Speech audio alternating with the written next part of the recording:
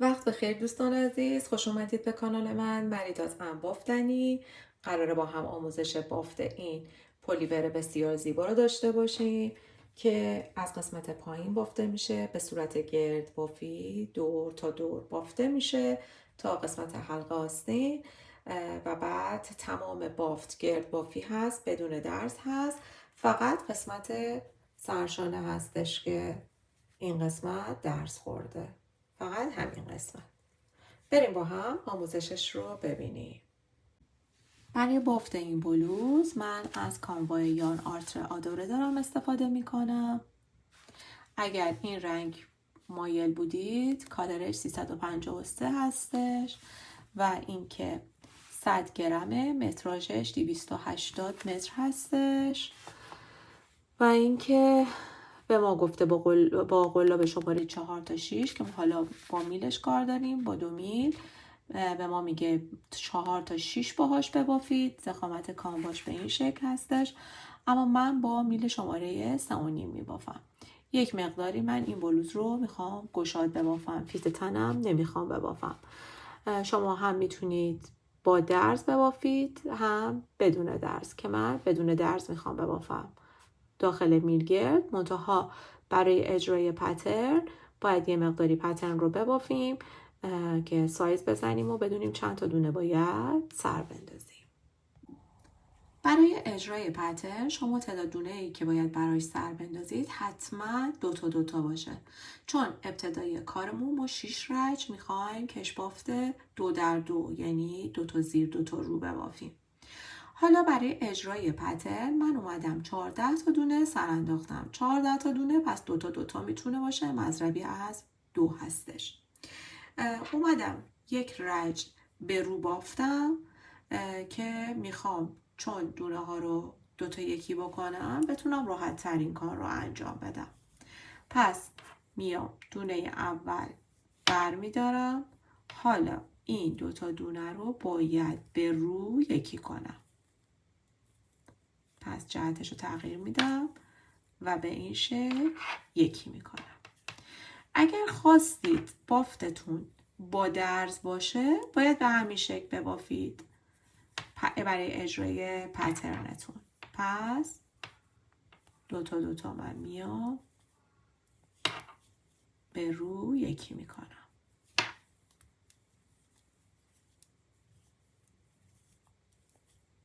جهت دونه ها باید به این شکل باشه.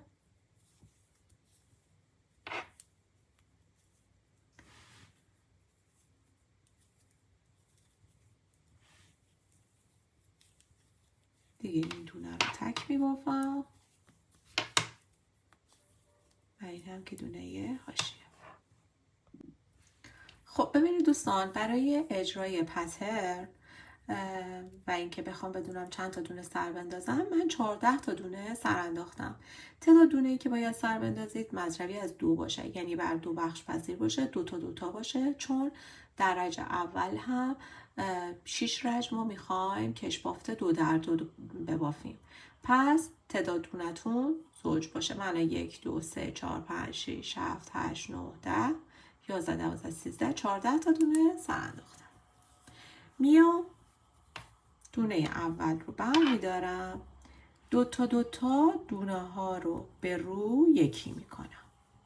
پس شما اگر خواستید بدون درز ببافید، براتون به حالت گرد بافی مشکل هست، دقیقاً پترن به همین شکل اجرا میشه. در واقع انگار من الان دارم رج 1 رو بعد از بافت 6 رج کش بافت 2 در 2 دارم میبافم. پس به این شکل من میام و دوباره من برای اینکه دونه هام راحت بتونم 2 تا یکی رو انجام بدم، من یک رج به زیر بافته بودم که بعد در این رج بافت رو دارم انجام میدم. حالا رج 2 دونه حاشیه بر میدارم. حالا این دونه اول رو یک ژوته میندازم، میخوام دونه ها رو برگردونم سر جاش، دوباره یک ژوته میبافم، دونه رو میبافم. دوباره یک ژوته دونه بافته میشه، یک ژوته دونه بافته میشه، یک ژوته دونه بافته، یک ژوته دونه بافته و این قسمت دیگه فقط دونه رو میبافم، یعنی اینجا دیگه ژوته اضافه نمی کنم. رج 3 به این شکل دونه رو بر میدارم. حالا دونه ها رو به زیر میبافم.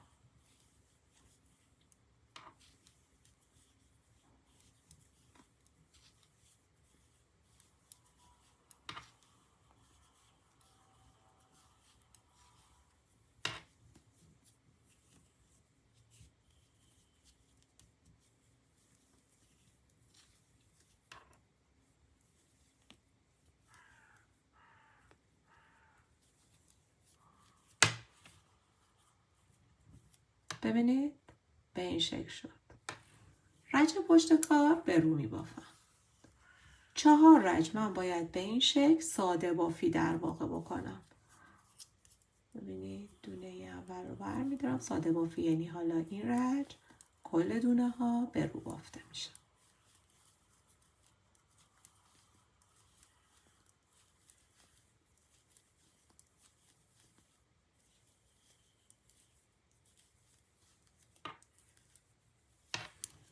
دوباره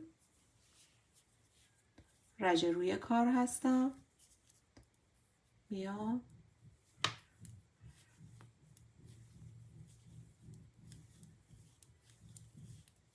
کل دونه ها رو به زیر می بافم.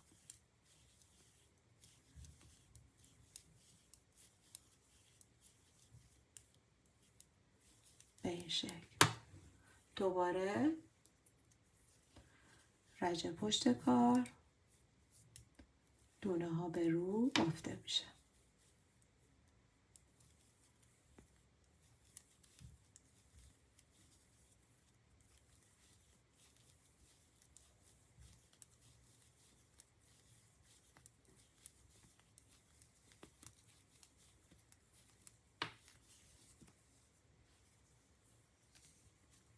به این شکل پترن اجرا شد. دوباره بعد 4 رج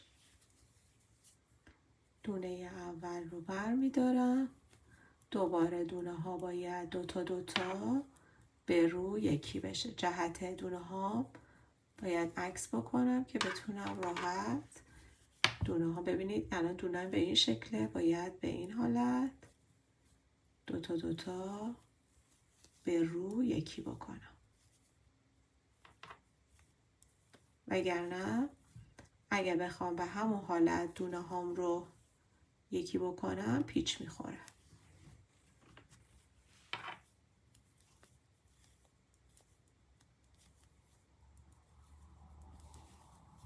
به این شکل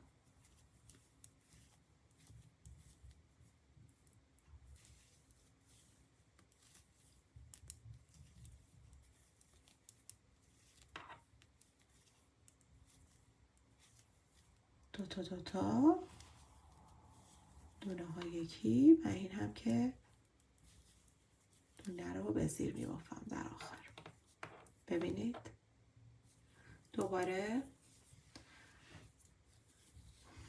رج پشت کار، رج در واقع مدلمون 2، یک ژوته میندازم، دونه به زیر باید ببافم، یک ژوته دونه به زیر، یک ژوته دونه به زیر، یک ژوته دونه به زیر، یک ژوته دونه به زیر، یک ژوته دونه به زیر، یک ژوته و دونه به زیر و این هم که دونه آخرم هستش. رج روی کار. حالا 4 رج باید ساده بافی بکنم. میام به این شکل، حالا دونه ها رو به زیر میبافم.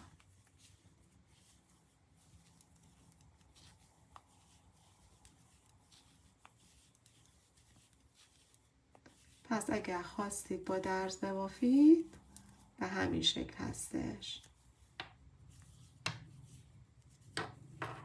ببینید دوباره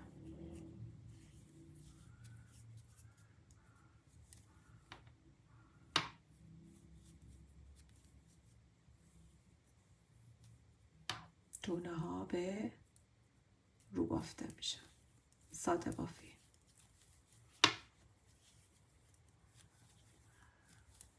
در واقع هر تعدادی که داشتیم دوتا یکی رو که انجام میدیم دوتا با ژوته جبران میشه و دونه هامون برمیگرده به همون حالت اول.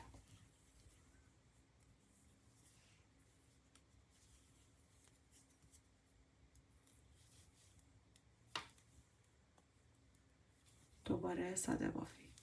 کل دونه ها به زیر.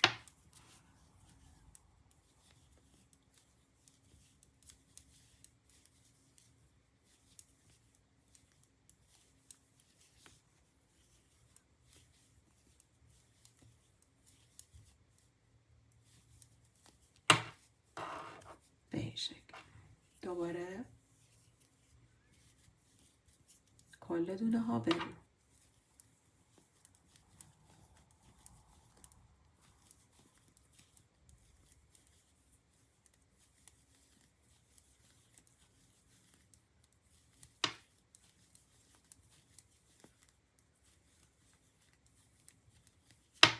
دوباره پترن رو اجرا میکنم از اول. در واقع پترن ما از 6 رج تشکیل شده. 6 رج به 6 رج هی ما این بافت رو تکرار میکنیم. حالا من الان این رو از میل خارج میکنم. میخوام بدونم چند تا دونه باید سر بندازم. خب ببینید بعد از بافت این پتر من میام به این شکل میذارم. 7 سانت به من روی 14 تا دونه میده. پس من میام چیکار میکنم؟ شما برجسته ترین نقطتون، حالا دور سینه‌تون هست، دور شکم هست، دور باسن هست، باسن رو که یعنی تا جایی که میخوایم بیاد. من دور شکم رو در نظر گرفتم 96 سانت و میام به این شکل میگم توی 14 تا دونه به من 7 سانت داده. حالا توی 96 تا چقدر؟ میخوام یه مقداری بافتم گشادتر بشه. پس من میام به این شکل میگم یه طرف این وسط اینه ساده 14 ضرب در 96 یعنی این دونه رو ضرب در این سانت بزرگه میکنم تقسیم بر این. الان این قسمت مجهوله، پس اونی که مجهول داره تقسیم میشه 7. در میاد 192 تا دونه. این 192 تا دونه زوج هست، پس همین رو من دیگه دست نمیزنم، فقط یک دونه اضافه تر میکنم. 193 دونه من سر میندازم. این یک دونه بابت گرد بافی که میخوام به حالت بدون درز بافته بشه.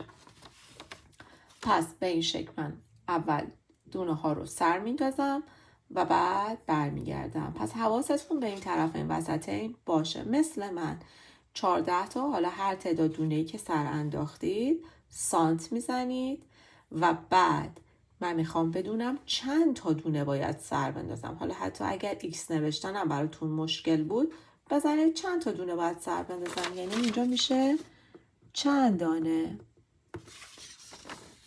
باید سر بندازم و اینجا هم 90 توی این 96 سانت چند تا دونه من باید سر بندازم.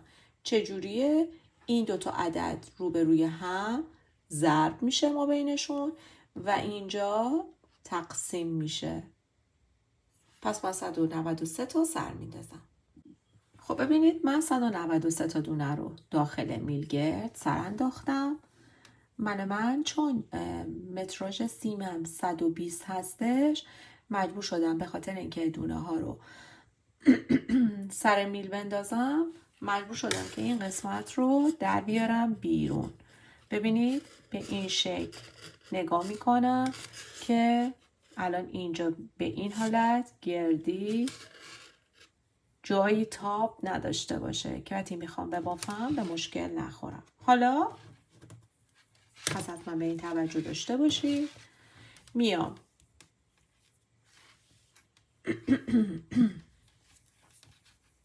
یه دونه اضافه تر بود دیگه، من 193 تا دونه سر انداختم. میام یه دونه اول رو از سمت چپ میارم روی میله سمت راست و بعد به این شکل میگیرم و یکی میکنم. یه دونه به این شکل کم شد. حالا به این حالت سفتش میکنم. یه گره هم من میزنم جهت محکم کاری کارم. حالا میام دونه رو به این شکل میارم سمت چپ دوباره. حالا مارکر رو میذارم. گفتم کش بافت 2 در 2 میخوام ببافم. پس میام شروع میکنم به بافت 2 تا دونه به زیر، 2 تا دونه به رو، دوباره 2 تا دونه به زیر،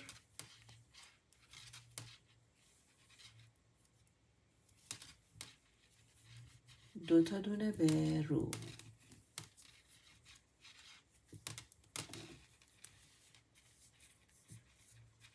دوباره 2 تا دونه به زیر،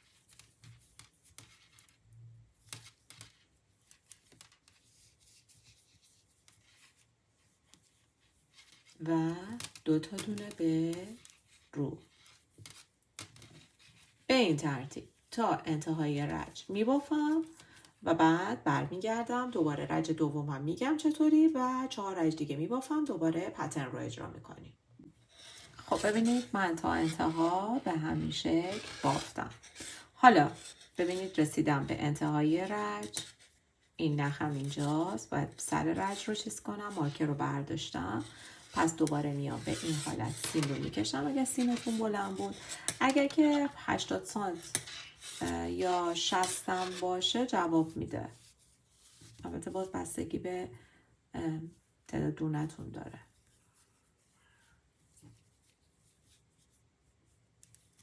مارکر رو میذارم که رج رو گم نکنم. البته الان زیاد مهم نیست چون به هر حال نخ ابتدای کار معلومه، ولی بعد که بریم بالا ببینید اینجا نخ ابتدای کار هستش. بریم بالاتر مشکل ساز میشه. خب میام دونه به زیر، دوباره رج اول مارکرم گذاشتم، 2 تا دونه به زیر، همون شکلی که میبینم میبافم و دونه های روم برای اینکه پیچ نخوره به این شکل میبافم. 2 تا دونه به رو. این الان میشه رج دوم. 2 تا دونه به زیر، دونه رو به این شکل میگیرم، دونه رو به این حالت از پشت. باز شما خودتون باید جهت دستتون رو ببینید. نگاه کنید الان این شکلی نیست دونه من که دونم باز باشه به این حالت ببافم. این دونه به این حالته، پس به زیر میبافم. رو به این شکل دونم نیست که بتونم به این حالت ببافم. ببافید ببینید اگر پیچ خورد جهت دونتون رو عوض بکنید. ببینید الان دوباره من باید به این حالت در گرد بافی بگیرم. باز دوباره 2 تا دونه به زیر، 2 تا دونه به رو. میبافم رج 2 رو، 4 رج دیگر میبافم، در واقع 6 رج و بعد برمیگردم. خب ببینید من 6 رج کش بافتم رو بافتم. حالا میخوام پترن رو اجرا کنم. ببینید میام دونه اول رو بر میدارم. حالا شروع میکنم به 2 تا یکی کردن از رو. کل دونه ها رو ببینید جهتش رو تغییر میدم و حالا یکی میکنم. این دونه جهتش درسته، دونه روم جهتش رو به این شکل که بتونم این دوتا رو با هم به این حالت یکی کنم. دوباره به این شکل میام 2 تا یکی میکنم، دوباره این دونه رو به این حالت و دوتا یکی. به این ترتیب تا انتهای رج دوتا یکی میکنم. پس این از رج اول میبافم. خب در رج دو میام. ببینید اینجا هم دیگه تک یه دونه رو بافتم به رو. میام در این رج این یه دونه رو به رو میبافم. ببینید زمانی که ما داشتیم بافت رو انجام میدادیم توی قسمت برگشت کارمون ما به زیر بافتیم، ولی چون ما میخوایم این قسمت روی کار باشه، یعنی ما تماما داریم روی کار رو میبافیم، پس من میام اینجا برعکس برگشتی که به زیر بود به رو میبافم. میام اینجا این دونه که به رو بافته شد یک ژوته میندازم، این دونه رو به رو میبافم، دوباره یک ژوته میندازم، دونه رو به رو میبافم، یک ژوته میندازم، دونه به رو بافته میشه، دوباره یک ژوته، دونه به رو بافته میشه، یک ژوته، دونه به رو، یک ژوته، دونه به رو. به همین ترتیب تا انتهای رج میبافم. خب ببینید من الان اینجا دوباره یه ژوته میندازم، دونه به رو میبافم، این رو دیگه ژوته نمیندازم، همینجور عادی دونه آخر رو میبافم. من این رو درست کنم که صدا نداشته باشه. رج بعد یعنی دیگه 4 رج رو ما چون فقط قسمت رو میبافیم، فقط 4 رج دونه رو به زیر میبافم، یعنی من دیگه رج برگشت ندارم که بخوام دونه رو به رو ببافم. 4 رج دونه رو به زیر میبافم. حالا دونه به زیرم بهتون نشون میدم. 4 رج میبافید، دوباره رج یک تکرار میشه. هی 6 رج به 6 رج این پترن ما اجرا میشه. خب ببینید الان اینجا دونه به زیر بافته میشه، ژوته هم به زیر بافته میشه، دوباره این دونه به زیر بافته میشه، دوباره ژوته به زیر بافته میشه، دونه به زیر، ژوته به زیر، تماما به همین شکل. حالا این رج ما ژوته داریم، رج بعد دیگه ژوته نداریم چون دونه هامون دوباره برگشت سر جاش، فقط به زیر میبافیم. پس 4 رج به این شکل بافته میشه و دوباره کار تکرار میشه. چون من پترن رو دیگه روی اون قسمت نشون دادم، فقط دارم بهتون میگم که دیگه رج برگشت نداریم، ما همش جلوی کار هستیم. پس به جای این که به رو ببافم، رج پشت کار چون ندارم به زیر میبافم. 4 رج به این شکل ساده بافی میکنم، کل دونه ها به زیر به این شکل میبافم 4 رج رو دیگه. حالا ادامه میدم تا اون ارتفاعی که دلم میخواد که بعد بخوایم حلقه آستین رو جدا بکنیم. پس من تا اون قسمت بافت رو انجام میدم. خب ببینید دوستان، من بافت رو به حالت گرد بافی ادامه دادم تا رسیدم این قسمت که میخواستم حلقه آستین رو ایجاد بکنم. ببینید من ارتفاع کار رو برای خودم از این قسمت حلقه آستین که بخوام حساب بکنم تا قسمت پایین، خب حالا برای قسمت جلو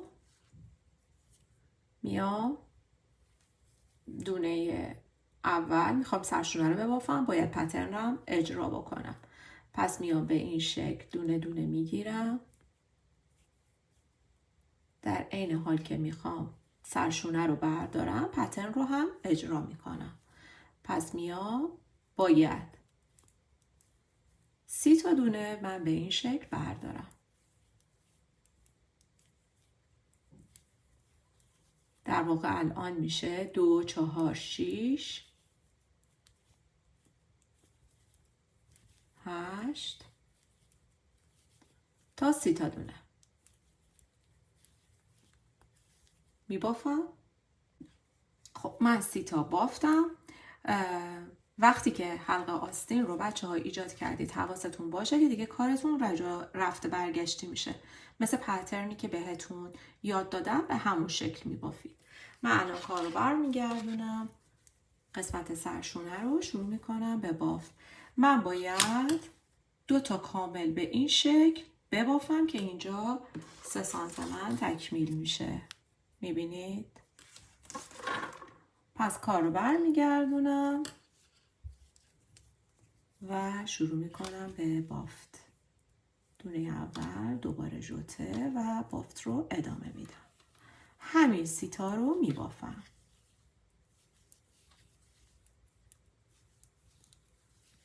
پس من بافت رو ادامه میدم، دوباره این پترن رو اجرا میکنم و بعد برمیگردم. خب ببینید دوستان، من 2 ردیف بافتم از این پترن، یعنی در واقع 2 تا پترن رو اجرا کردم. حالا میام تعداد دونهایی که برای یقه باید در نظر بگیرم که 36 تا بود، میام داخل نقص‌سوزن میکنم تا برم اون طرف رو هم ببافم.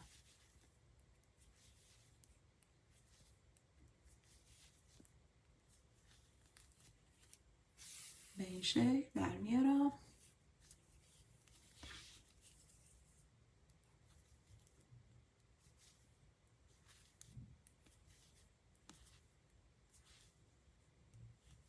انجام میدم، برمیگردم. خب ببینید عزیزان، برای بافت سرشونه به هم دیگه باید حتما 2 طرف پشتش باشه، قسمت جلو و پشت، و نخم حتما باید پشت کار باشه. میام با استفاده از یه قلاب، من با قلاب شماره 4 دارم این کار رو انجام میدم. 1 دونه از قسمت جلو میگیرم و باید 1 دونه هم از قسمت پشت. به این شکل میگیرم و بعد به این حالت نخم رو در میارم و یکی میکنم. دوباره 1 دونه از قسمت جلو، 1 دونه از قسمت پشت. به این شکل میگیرم و یکی میکنم. دوباره 1 دونه از قسمت جلو و 1 دونه از قسمت پشت. به این شکل میگیرم و یکی میکنم. دوباره 1 دونه از قسمت جلو، 1 دونه از قسمت پشت. به این شکل میگیرم و بعد یکی میکنم. به این ترتیب ادامه میدم تا این 30 تا تموم بشه و بعد میرم این 30 تای این سمت رو، و این دونه ها داخل میل مال قسمت پشت هم میمونه. پس من بافت رو ادامه میدم، انجام میدم و بعد برمیگردم. خب ببینید، بعد از اینکه تا انتها این کار رو انجام دادید، این قسمت رو به این شکل میشه. من میام در انتهای کار یه تک زنجیره میزنم. این مال این قسمته، مال قسمت جلوه. میام یه تک زنجیره میزنم و بعد نخم رو کات میکنم. حالا میرم این قسمت رو هم اجرا میکنم و بعد میریم برای دونه گیری یقه. خب ببینید دوستان، من سرشونه ها رو بافتم. حالا میخوایم یقه رو ببافیم با هم دیگه.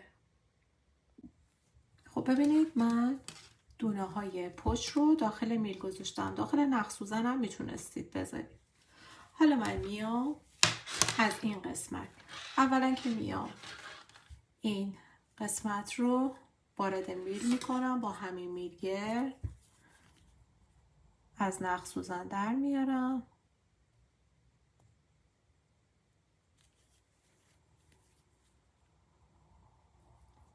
فکر کردم که با چپ میتونم، ظاهرا تونستم. میام دونه ها رو از روی نخ در میارم و وارد میلم میکنم.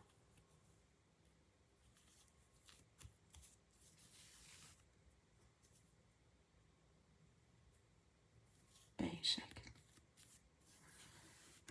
اینا رو وارد میل میکنم و از این قسمت دوخت سرشونمون گندمی به گندمی دونه میگیرم. حالا بهتون نشون میدم. اول اینا رو بکنم داخل میل. خب ببینید این قسمت درز سرشونم هستش که اصلا مشخص نیست. ببینید این قسمت میام از اینجا نخم رو باید وارد کنم.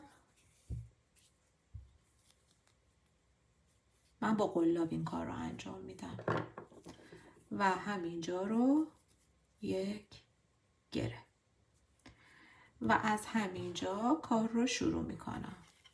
یک دونه در میارم، میام داخل میل 40 سانتم میکنم چون میخوام دور تا دور ببافم و به حالت گردبافی بدون درز.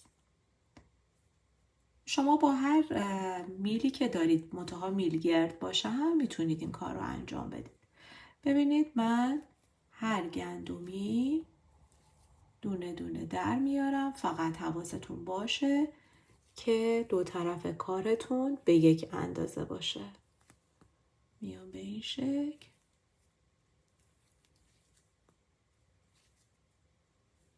دونه ها رو در میارم بیرون.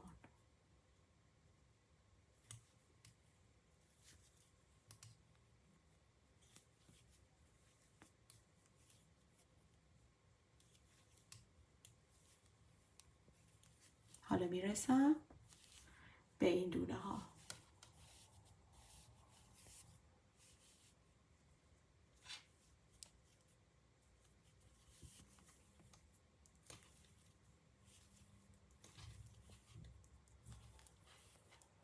دونه ها رو میبافم تا برسم اون سمت. دوباره میام از این قسمت دونه ها رو بافتم، میام اینجا دوباره گندمی به گندمی دونه در میارم.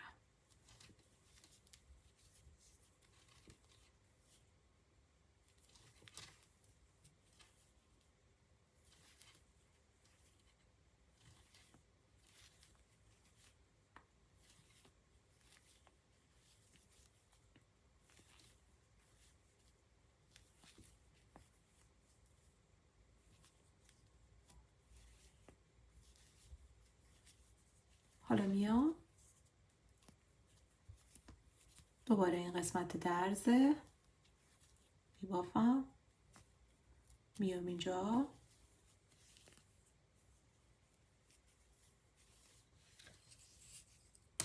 میرسم به قسمت پشت. اینجا رو الان اگه بخوام بگیرم یه سوراخ، یه حفره اینجا میافته.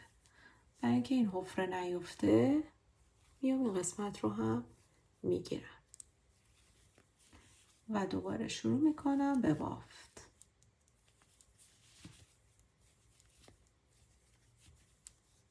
دونه های پشت که داخل میل بود. خب بچه ها من ادامه دادم. الان این قسمت به اینجا بخوام برسونم میام یه دونه دیگه از داخلش در میارم بیرون. حتما دقت کنید که تعداد دونه هاتون زوج باشه. حالا شروع میکنم به بافت. این سر رجم گم نشه. میام شروع میکنم به بافت 2 تا دونه به زیر و 2 تا دونه به رو. 2 تا دونه به زیر، 2 تا دونه به رو. به همین ترتیب ادامه میدم. چند رج میبافم. حالا این دیگه بستگی به خودتون داره. 4 رج، 6 رج، هر چقدر که فکر میکنید مناسب هست. بافت رو ادامه میدم و بعد میام برای کور کردنش. خب ببینید دوستان من 6 رج بافتم. حالا میخوام کور کنم. دیگه نمیخوام بافتم رو ادامه بدم. به این شکل میبافم. یک دونه به زیر میبافم. دونه بعدی رو هم میبافم و این دونه رو از روی دونه زیر رد میکنم. هر کدوم رو به همون شکلی که میبینم. ببینید این الان دونه به روه، پس دونه به رو میبافم و بعد از روش رد میکنم. دوباره دونه به روه، دونه رد میکنم. حالا این دونه به زیره، پس دونه رو به زیر میبافم و به این شکل رد میکنم. دوباره دونه به زیره، دونه به زیر رو به این شکل رد میکنم. دونه به رو میبافم و بعد به این حالت کور میکنم. دوتا یکیم رو انجام میدم. ببینید به این شکل به همین راحتی بافت من کور میشه. تا انتها میبافم، چون به حالت گرد بافی هستش انتهای کار رو بهتون میگم که حالت پله پیدا نکنه. پس من به این شکل تا انتها کور میکنم. خب ببینید من تا انتها کور کردم، ولی وقتی که کور انجام میشه ببینید این قسمت بالاتر توی گرد بافی قرار میگیره. برای اینکه این حالت نشه من میام این نخ رو یه مقداری میکشم و بعد کات میکنم.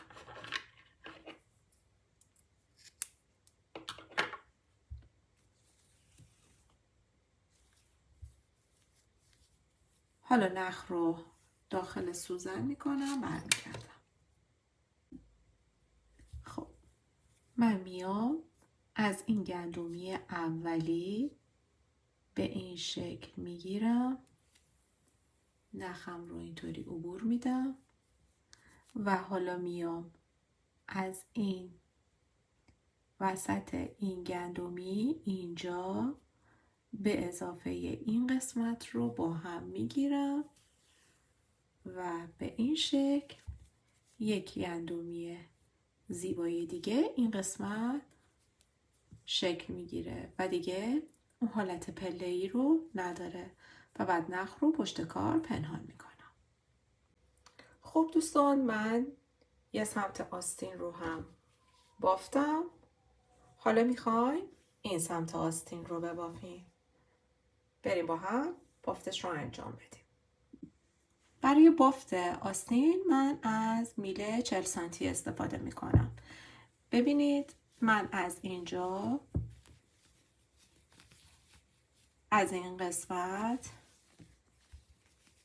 دونه گرفتم اومدم اینجا و بعد دور زدم اومدم این قسمت.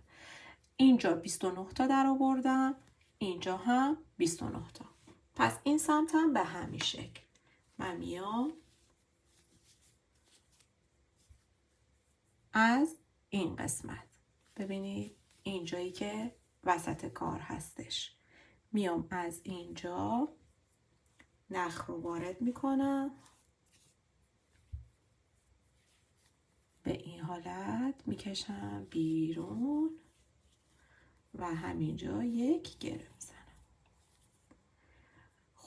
خود بافت ببینید اینجا آستین خود بافت گشادی رو داره که من اومدم این قسمت تنگش کردم، یعنی کم کردم.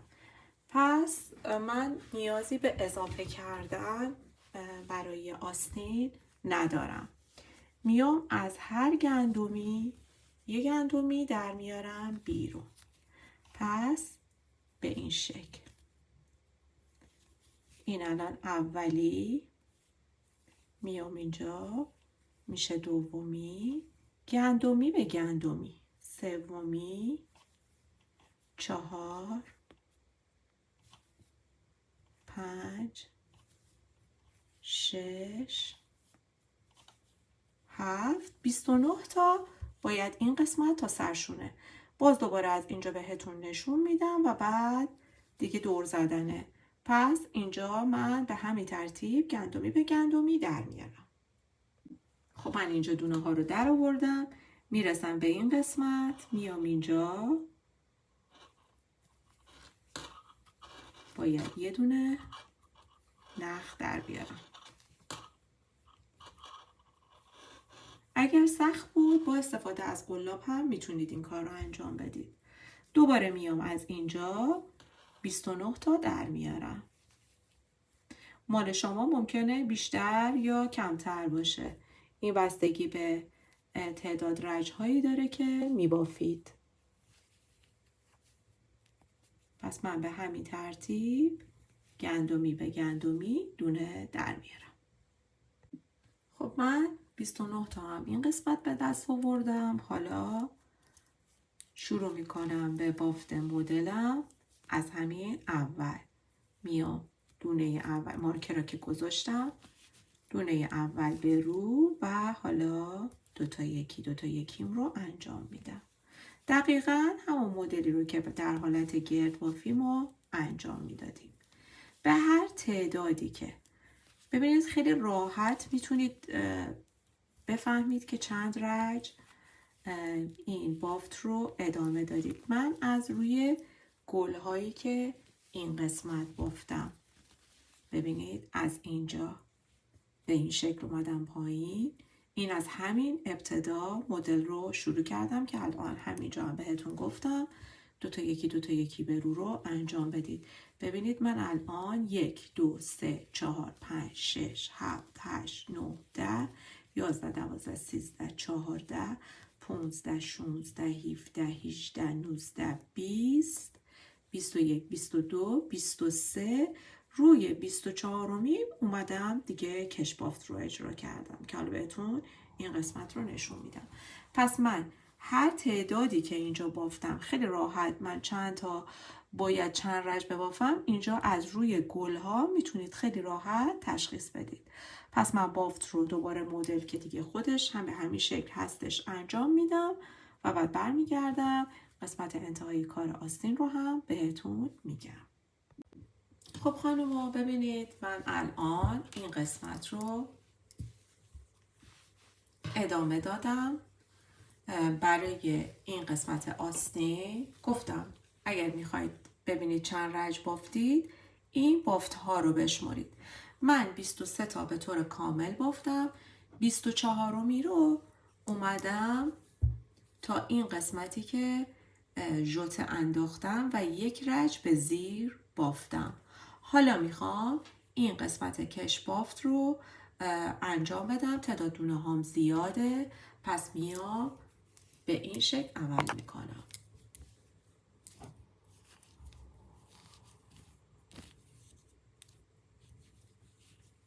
ببینید الان اینجا رو دونه ژوتم بود به زیر بافتم، این آخری رو هم به زیر میبافم. حالا میام دونه اول به زیر، دونه دوم رو میام دوتا یکی میکنم. میخوام مثل همین دوتا زیر دوتا رو ببافم. پس به این شکل میام روی بعدی اولی رو به صورت تک به رو میبافم، بعدی رو دوتا یکی به رو میکنم. دوباره یک دونه به زیر میبافم، دوتای بعدی رو دوتا یکی به زیر، دوباره یه دونه به رو میبافم و دوتای بعدی رو دوتا یکی به رو، دوباره یک دونه به زیر، دوتا یکی به زیر، یک دونه به رو، دوتا یکی به رو. به همین ترتیب ادامه میدم. خب ببینید من تا انتها بافتم. انتهای کارم یک دونه به رو باقی میمونه که مهم نیست، فقط حواستون باشه که برای اون آستین هم به همین شکل ببافید. حالا میام 6 رج، دوتا به زیر، دوتا به رو، دوباره دوتا به زیر، دوتا به رو. به همین حالت، به حالت گرد بافی ادامه میدم. به همین شکل میبافم. خب ببینید دوستان دقیقا مثل یقه که انتها کور کردیم، الان من 6 رج رو بافتم. حالا میخوام کور کنم. میام مارکر رو برمیدارم، دوباره دونه اول رو میبافم به زیر، دونه دوم رو هم به زیر میبافم، دونه اول رو از روی دونه دوم رد میکنم. دونه بعدی به روه، پس به رو میبافم، دونه بعدی هم به روه، پس میبافم و یه دونه رو میبافم، دوباره دونه اول رو از روی دونه دوم رد میکنم. دونه بعدی باز به روه، به رو میبافم، دوباره به این شکل میگیرم و رد میکنم. دونه بعدی به زیر هست، پس به زیر میبافم و به همین ترتیب ادامه میدم. انتهای کار هم که دیگه مثل یقه بهتون گفتم که چطوری اتصالتون رو بدید که حالت پلکانی پیدا نکنه و بافت ما به همین راحتی تموم شد.